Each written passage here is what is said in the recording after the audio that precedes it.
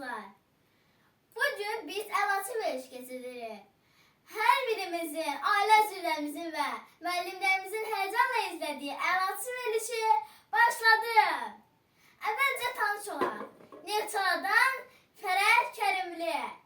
Fərəh Kərimli, özünüz haqqında məlumat verin.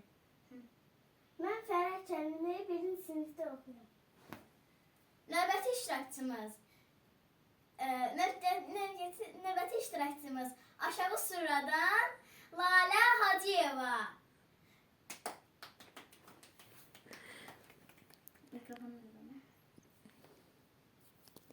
Mən Hacıyeva Lalə İmamverdi qızı aşağı surradan bu verilişə qatılıram.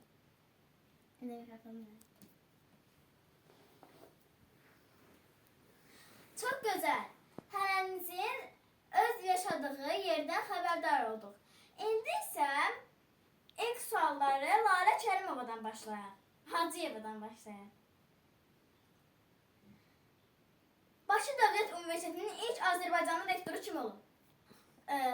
Cavablar deyirəm. Şamil Əliyev, Abdullah Qarayev, Maqsud Məmmədov, Tağı Şahbazov. Tağı Şahbazov.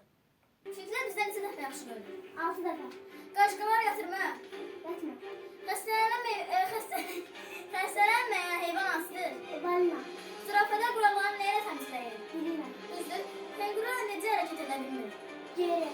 Şokolad hansı heyvanı öldürə bilər? İti. Delfinlər necə yatır? Uzatır. Filin ağırlığı? 5 ton.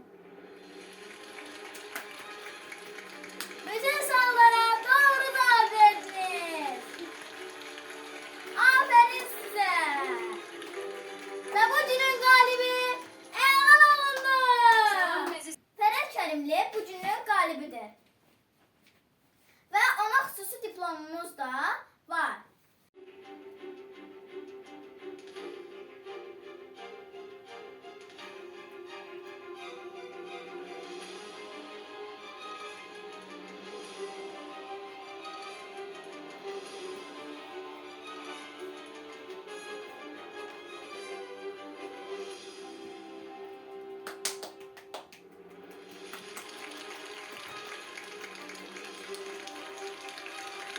Fərəh Kərimlinin diplomu təqdim olundu.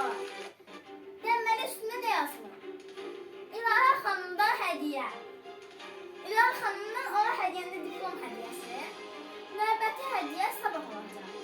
Əlaçı verişinin belə bu şəkli var.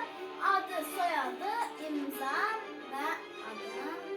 Kimə gedəcək o?